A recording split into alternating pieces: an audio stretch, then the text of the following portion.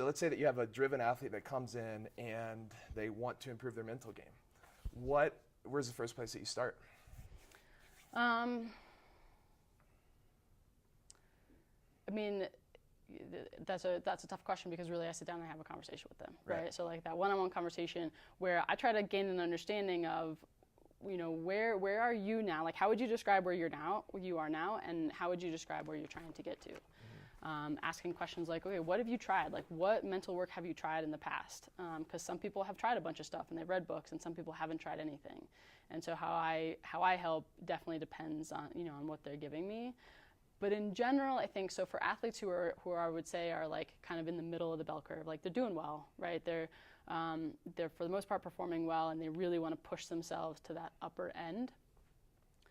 I would encourage them to look at and really dive into what's it like for you when you're performing at your best. Because for those athletes, they've probably tasted flow or being in the zone, and they want more of that, right? So for those athletes who, it's less a matter of performing under pressure, like they're for the most part performing well on a consistent basis.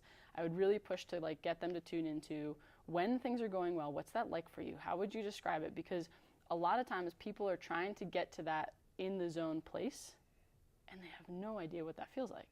Like how can you're basically trying to get to a destination, but you don't know what that destination is. So it's like throwing darts blind. So really it's the same thing that you're talking about. You want athletes who are self-aware, and I want the same thing. I want them to be self-aware of what works best for them. There are some athletes who really need to feel positive emotion in order to play well, to be loose, to be comfortable. And there are some athletes who need to be angry. Like, and so like I'm not going to go in and be like, oh, you should be feeling positive. Like, no, there are some athletes who need to feel angry, like when they perform their best. Sometimes for some athletes, like a good example is, I'm sure we've all seen them, but the athlete who doesn't really turn it on until someone like spikes a disc in their face, right? And then it's like, boom, and they play their best ever. Okay, well, don't wait for someone to do that. Like we can teach you, I can teach you to like induce that state on your own before you even start playing. Right. So we so often leave that ideal state up to chance when we could be much more deliberate about how to get there. And so with those more elite performers, like that's what I would really ask them to do. And they have to be driven because that is a lot of the journal work. That's a lot of the like, I have to sit down after I have those experiences and take time to write it down when I'm in the moment. What emotions was I feeling? What was I thinking or not thinking? Where was my attention? Where wasn't it? All that kind of stuff. Right.